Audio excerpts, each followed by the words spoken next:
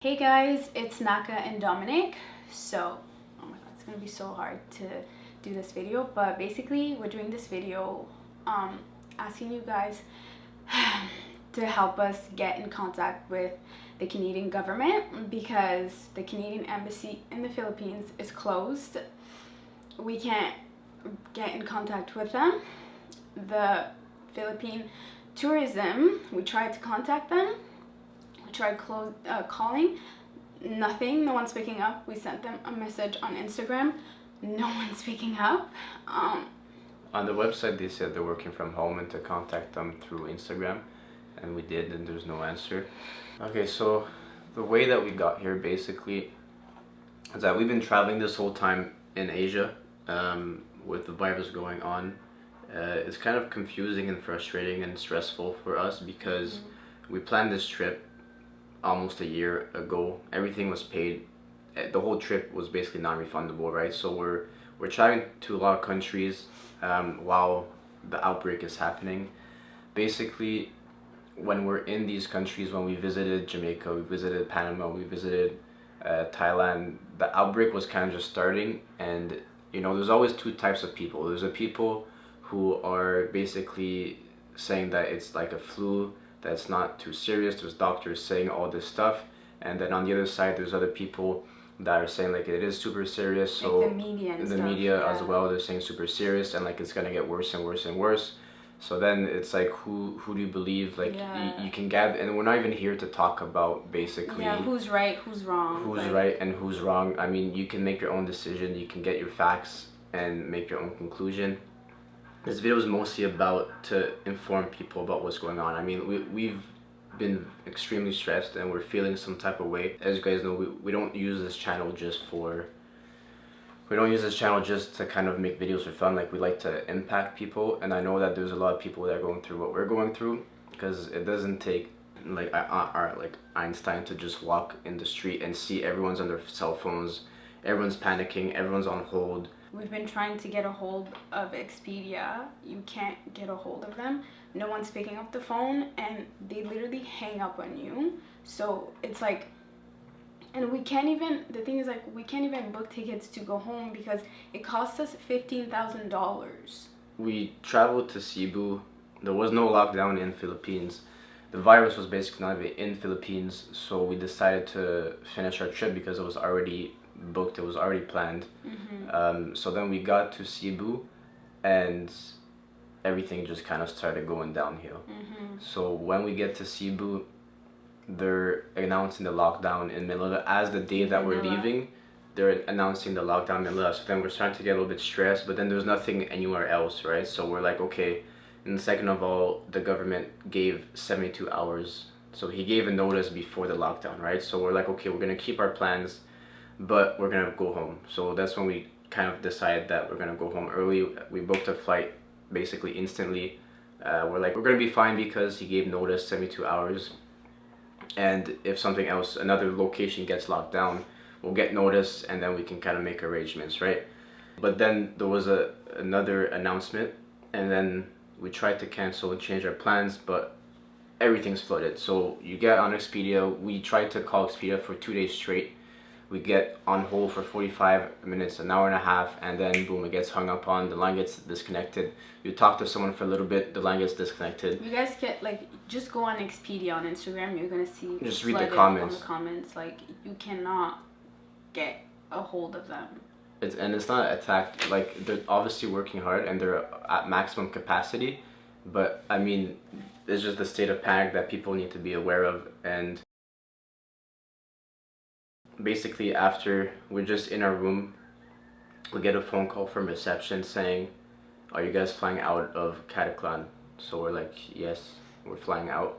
So here in Boracay. Yeah, and then basically she's like, you have to go home right now because tomorrow they're closed down the airport. She calls us at 6 o'clock. 6 o'clock. And then tells us that we have to leave by tomorrow because it's our last chance to leave. As soon as we get the information, we go on it. We try and on Expedia and Kayak, we try to book a flight, but there's no immediate flight because all the flights are sold out. So there's another airport. So we look at that airport, and then all the flights until I think it was the 19th, they're all sold out. So we couldn't even leave until the 19th anyways. So then at this point we kind of get really stressed, we kind of panic. So then we go and then we start to go online to try and get information. We couldn't even find information that the airport was closed. Yeah, and at this point we already had a flight booked to go back home, leaving from Cebu to Tokyo and then to another place. And then that flight also got postponed for a whole day. Yeah. So then our layover was 31 hours in Tokyo, that we were just going to wait. And then what's going to happen in 31 hours? They're going to postpone that flight or cancel that flight. And then there wasn't even other lockdown at that point. It just escalated so quickly. So then at this point we're trying to scramble, find flights, and we can't find anything by the 19th. So we find the information, it's Cebu that's going to go on lockdown, and it's supposed to go on lockdown the next day by the time we read the information. So at this point our flight is completely screwed. We can't get to Cebu by plane or by ferry. We paid almost $2,000 for the flight to go home, that we can't reach our travel company to basically refund us or cancel us the money, that we might not even reach that before the 19th, because at this point we even have family members calling for us because maybe they can get better luck. So then at this point we're trying to scramble to find other flights home earlier, because today basically the Canadian government made an announcement that they're going to close the borders in 72 hours again. So 72 hours, but on a regular flight with nothing going on, it takes us that long almost to get home. Now at that, they announced that the problem is that everyone is panicking, everyone's rushing, and there's an influx of people. I have friends, I know people that have booked 3 flights just to be able to get home. So there's a bunch of empty flights because everyone books flights because they're scared of and then there's a bunch of cancellations and postponements. And then now, because everyone's booking, the airlines are jacking up the prices, and now the flights to go home are $7,000. For both of us it was like $15,000 for a flight to go home if we wanted to go home before the Canadian border closes. If we don't, it's still like $5,000 for both of us. And then yes, there's financial aid offered. Apparently there's going to be a program that they're going to put into place for financial aid, but we looked online quickly and it's basically a loan, so you're going to have to pay it back. So spend that much money just to go back home. But we can't even. And we can't even book that flight because our credit card is 10,000. Like, how are we supposed to? It's 10,000 when it's at zero. Yeah. So and we've been booking flights nonstop that have been canceled, and then we try and get a we got an email to refund us. They gave us $8 and the flight's like $200. And they told us we had to pay a fee of $30 if we wanted to get a refund for that $8 for the flight. So now, like, guys, like, it cost us $15,000 for me and Dominic just to go back home. Like, we don't have that kind of money. So the next thing we're gonna do, was okay, so we're just gonna go back to Thailand because it's the only thing that we can afford right now, and we have people over there that were like, okay, we're gonna help you. But the thing is, like, what if we get denied entry in Thailand, you know? Like, and on the 19th we were supposed to go to Cebu and go back home, but there was literally no flight flying from here to the airport that we needed to go to Cebu, so we can't go back home. So now we're gonna go to Thailand, and then it's just like, I'm really stressed out because it's like, what if we don't get into Thailand, you know? What's gonna happen then? Like nothing, they're not gonna refund us if we don't get in. And it's just like, I just, you know, like, guys, like, I just want to go home and see my mom, my family. Like, my dad was coming down from Africa to see me. I haven't seen him in literally over a year. And now, like, I can't go home, and I don't know when we're gonna go back home, because people are saying that things are gonna get worse and stuff like that. And it's like, how can the government tell you that they're gonna help you when they're not answering, nothing's being done, and it's just like, yeah, we're gonna give you $5,000. That doesn't even like cover the ticket. You can't even show up there in person because they're closed. The tourism office and the embassy are closed, so they're working from home. So it's like, we're literally like stuck here, like, inside. We tried to go out today, and it's just like, it's so stressful, you guys. There's nothing open. And it's like we have to stay positive, but it's so hard. Like the worst thing too is that, like, if the extra flights we booked, if most of them won't even refund them, they'll give you a credit. If they do refund them, they said that it could take up to 8 weeks or longer to get a refund. So now you're gonna be paying interest on your credit card for that long. Like, there needs to be, instead of working against each other, everyone needs to be working together. yeah, honestly, like I feel like it's, you know, like it's our fault. Like it just, I really wish, like now I'm wishing we didn't come on this trip, you know, like we literally should have listened to, you know, like the media and been like, okay, you know, we're just gonna stay home and see how it is. But it's like people were literally like, oh, it's just a flu, so it's just like, and you guys are young, so it's whatever. So like, okay, but now it's just like we're literally here, and like I feel like it's our fault. Like we did this to ourselves, and it's the worst because we literally have no one to blame but ourselves. And it's like no one's helping us, no one wants to help, no one's trying to help. Like there's, you guys, there's no one for, like, no one can help us. Okay, I'm not gonna cry. Like literally the worst that could happen to someone is being like stranded with nowhere to go. Like I don't even know what's gonna happen at the airport. I'm a person of color, so it's like when I go to airports, I have to be on the lookout, you know, for like, because I get racially profiled. And you guys saw, like, you know, in Singapore how like they treated us and stuff like that. It was like horrible. And then now with the corona out, it's just like it's more stressed, and like I haven't been sleeping. Like I'm really stressed out. Like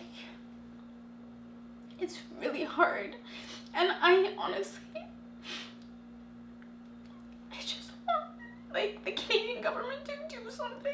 I just want to see my family. Like I'm literally having anxiety attacks. Like I'm so depressed because we don't know anything. Like there's no one here to help us, and what am I gonna do if we don't get to Thailand? Like going to Thailand, there's so much connections too, right? So like, what if one flight gets postponed or another gets canceled, then we miss the other, and it's a domino effect. Like I don't know what to do. People are like, book flights to go back home, but it's just like do you not think we tried? Like we had a flight to come back home on the 19th, and we couldn't even make it. I just blame myself so much. Like I feel like this is literally all my fault. Like it's no one's fault. Yeah, like why would we even like go on a trip? Like I really regret it now. Like, you know, like I'd rather just be with my family at home than here, like stressed out. You guys, there's literally like policemen with huge guns that were walking around the island today with like people with medical bags, and then it's just like I'm being stressed out. Like I'm literally never seen the police with those, like that many guns in my life. Like it's very stressful, and it's just I honestly just want to go home. Like we literally just our need flights, help. The thing is that we've always had a plan, like an exit strategy. We've always had a plan. Yeah. If something happens, what do we do, right? We've always had a plan that we can just go home like that. But everything happens so fast, and the worst is that, like you said, we literally saw a guy dressed in an army suit walk into our hotel, and I guess, I don't know, he maybe was checking like sanitary, or I don't know what he was doing. Maybe someone was sick here, or I don't know what. And then 30 minutes later, we saw two policemen with shotguns. If you know what a shotgun is, like, you don't just walk around with a shotgun. There was two of them. There were, I think it was maybe a doctor. They were escorting a doctor. So then now it's like, if the virus is here and they lock down this area, what are we gonna do? Then, you know, it's an island. They can lock down the port, right? So like, those of you who know Boracay, it's kind of tourist location, and a lot of stuff is closing, and there's no tourism here. So if there's no tourism, people won't make money, and they pack their bags. The ones that, and it's not cheap to basically live in Boracay. So now we're just hoping that we can get on the flight. If we do get denied entry, then I guess we'll have to try and book other flights. But we don't even have, like, how?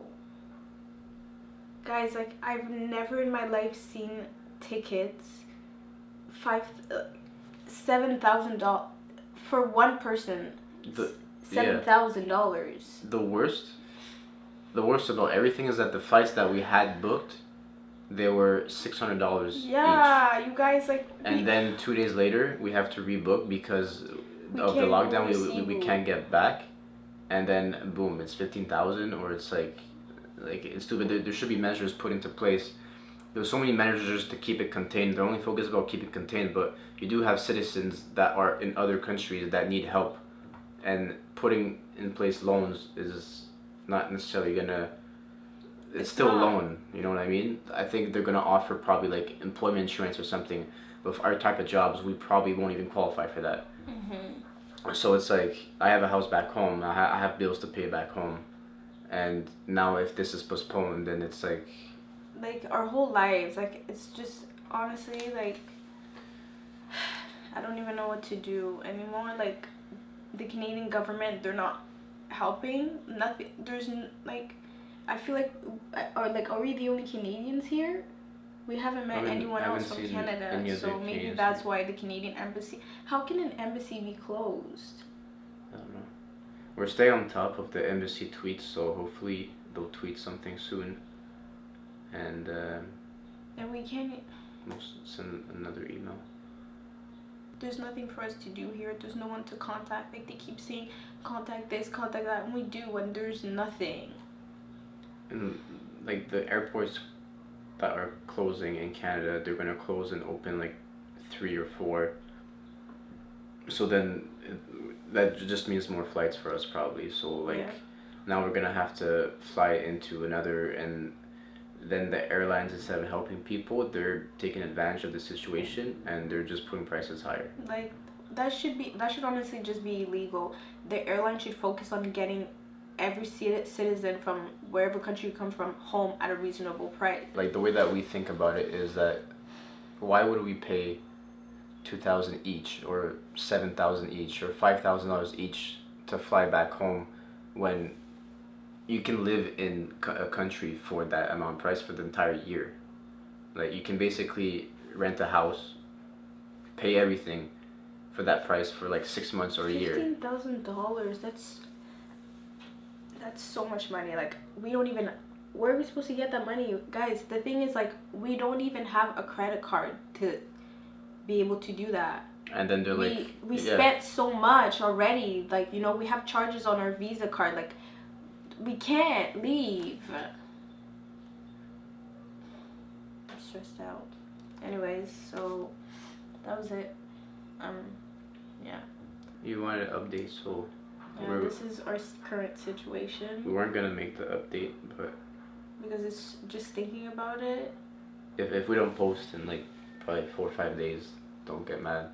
It's probably stuck somewhere at this point. All right, so we cut the video and we're about to post it, but then we just actually got a response from the Embassy of Canada, and it's an automated email. We'll post the email. Yeah. But you can tell it's a copy paste email because the font is different. He says good day, and then just copy pasting. And in the beginning of my email, you can see I write we're currently in Boracay, and then his email, it just says if you're currently in Cebu. So it's like they don't even care enough to have people that look into the case of every person that individually at the embassy in a country that's supposed to look out for the Canadian citizen. Like, this is a Canadian embassy that's supposed to look at the Canadians in the Philippines, but they don't even have the courtesy to do that. And it's like, if you're in Cebu or Manila, but the thing is, like, we can't get there. And that's what we wrote in our email, like, so what do we do? It has nothing to do with what email that we wrote. So it's kind of just like spitting in your face, and They it's kind don't of very like. disrespectful. They're not giving us solutions. How are you gonna send a copy? Not everyone here. Not everyone is in the same situation. Some people are in a more tricky situation than others, like us. And it's not like Boracay. No one knows where Boracay is. If you're into traveling, especially if you're someone that wanted to come to the Philippines, you know about Boracay. It's a very, very popular place when it comes to tourism. Yeah, exactly. Like you go to the Philippines, everyone talks about Boracay. So it's just like the government knew that they would be Canadians here. And there's nothing on Boracay and how to help Canadians leave from Boracay. And the fact that Cebu City is closed and Manila. You don't get the current. You get a different information from everybody here. Like earlier, like we said, like the reception of our resort told us that the Cataclan airport was closed, which is not even true. So then everyone starts to panic, and then we gotta find information, and then there's nothing online about that. So then we're like, oh, okay, it's no problem. And then we go on for a couple hours, and then we're like, oh wait, maybe she meant this, and then boom, and then we find that, and it's like we didn't even get boarding passes for our flight. It's like, oh, our flight hasn't been canceled yet, so maybe it's okay to fly to Cebu because our airline did not even tell us anything. And then the hotel's like, contact your airline. Well, we can't contact the airline. You can't call anyone. There's pictures online of like people waiting, and so like, and like honestly, it's sad because you just walk outside and all the tourism industry is stressed. Like not only here but in every country, every tourism place is affected. Like some countries, those countries bring in billions of dollars in tourism, and like no one's helping those people in those sectors. Like it's at the point where, you know, like if we buy something, like we want to give more to help out, and it's like these companies are making like billions off of this friggin' pandemic, and they're not even helping anybody. Like, what are we gonna do though? So. Like you guys, like going to Thailand, like I'm so stressed out. Like I just want to go somewhere and just be safe, you know? Like I don't want to worry about this border being closed, that border being closed. It's just like, and these resources are supposed to be there to help us, but no one is helping us. Like if you guys are watching this, can you please just help us get in contact with the Canadian government? Like I just want to see my family. I just want to go home.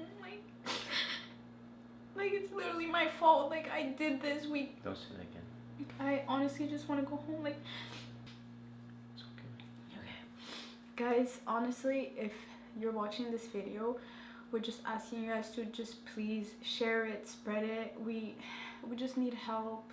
If you can help us get to the right people so we can get the right resources, like even honestly like the Thailand government, if you're in Thailand, like share this with your government to let them know that we're coming, and we honestly need help because we're not getting help from the Canadian side of this. Like it's not looking out good for us. So honestly, like from Thailand, just please just help us. If you're in Canada, just spread it. And you never know like how much liking and sharing a video can help, and you never know whose rightful hands it can fall into. So at this point, our plan is to, if we do get in, just lay low and hopefully it blows over. And then as soon as it does, and then hopefully we'll everyone is safe. Like hopefully everyone is honestly safe and with their family and healthy. And if you were affected by this, like I can't imagine what you guys are going through. Like it's horrible. At this point, it's not even about the virus. It's about everything that's happening because of it. Everything, all the panic, everything, the economy, and people gotta stand together instead of fighting each other. I have friends that go out to the store back home and they experience racism and they experience hatred for absolutely no reason, and it's like people are hoarding all this stuff and they're getting mad at everybody. It's like people need to work together, come together, stay positive. Don't friggin' go into panic because it causes everything worse. Yeah. Thank you guys for watching this video, and honestly, thank you guys for everything. You guys have been amazing, and we're honestly so grateful for each and every one of you. Thank you. Honestly, I think without you guys, we would be so much more in worse situations. So, bottom of our hearts, thank you. Yeah. So from the bottoms of our heart, just thank you guys for being here with us and going through this with us. It means a lot. And the comments, thank you for the comments. We read all of them, and thank you for your best wishes and wishing us safe. It does mean a lot to us. So thank you.